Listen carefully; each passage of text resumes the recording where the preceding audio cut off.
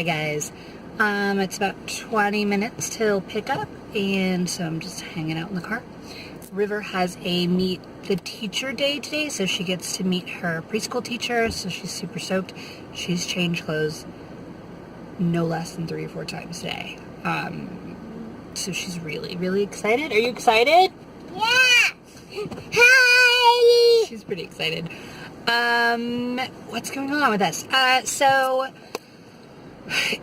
We kind of got a cold front a little bit. It's in the 70s right now, which is really nice because if you've been following along with us, we've had a lot of forest fires and it's been really hot here. So it's been nice to have the break. We've got a little bit of breeze going now. So, we don't have all the smoke and stuff that was causing everybody problems. So it's kind of nice. There's still a ton of forest fires and a ton of work still to do, but we at least got a few days off from the really horrible smoke and heat and stuff. And the cooler temperatures have me thinking about winterizing sooner rather than later. And you know, winter last year was rough. I don't even know how to, it was just really rough. It was our first winter in the tiny house, so there was a lot of things that we didn't know, and we learned the hard way. We were in Mount Hood at the time, so at the base of a mountain, and it was a really rough winter for Portland. So it was real cold, and we got a lot of snow and stuff, and so we couldn't get out for a couple weeks at a time. The park wasn't plowed, so we had issues getting our vehicle out, and then just day-to-day stuff with the tiny house and not being winterized properly became an issue. So we had water lines freeze several times because we didn't have a heated water hose. Now we have a heated water hose, so hopefully a lot of that will be eliminated. There were a few spots on the plumbing of the house on the outside that are exposed, and so we have to wrap those in heat tape. We didn't do that. We wrapped it in some foil stuff and then some styrofoam kind of, it was kind of like a noodle, it looked like a pool noodle, and we had done that, and that didn't do anything. When it got down to 15 degrees, that was pretty much pointless. So now we know a little bit better that we have to use heat tape and, do all of those things, get the heated water hose out and all of that. So hopefully it'll be a little bit easier this year because we do have a little bit of experience doing some of this stuff. What else happened?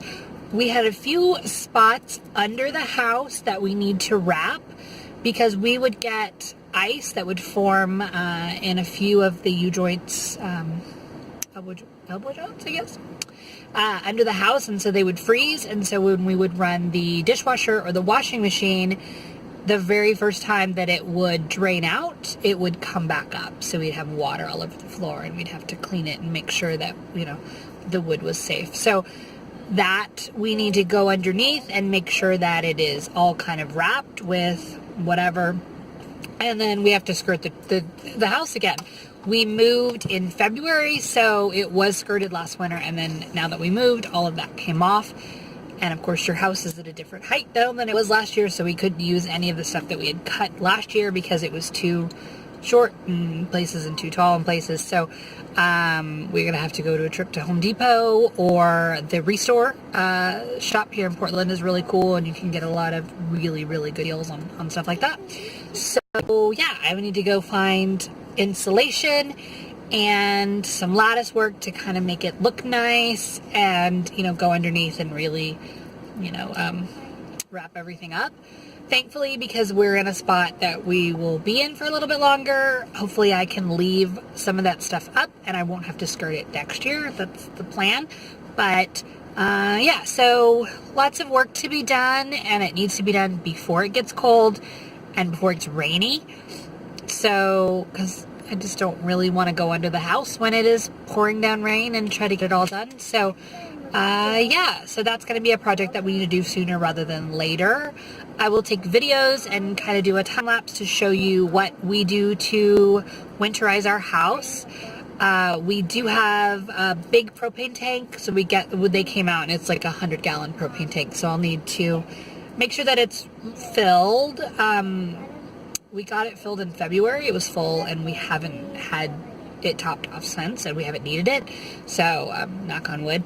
But, you want to get it filled up now because it gets pricier as the winter comes along. So if I get it filled up now, it'll probably be like $1.50, $2 a gallon. But as it gets colder, it gets up to like $2-3. So that's on my to-do list. We always have a couple extra barbecue size propane tanks that we use for our stovetop. So we always have a couple of those just to switch out, because as the temperature drops, the pressure or something in the barbecue pit, the smaller ones, you can't get gas. So it can be like halfway full and your stove won't light. So we always have to have extras for that. We do have a heater in the house. Like we have the unit, the AC unit, mini split. There we go. We have a mini split, so that does heat up the house a little bit. And then we also have a floor heater, an infrared floor heater that we got this last winter because the floor gets really cold. So besides wearing socks and making sure that you're dressed in the house, it is nice to have that you can just set in front of the TV and get cozy, and it heats up pretty quickly. I need to go poo. Okay, so we're gonna cut this short. You just told all of YouTube you had to go poo. No. I need to go poo. All right, gotta go. See you later.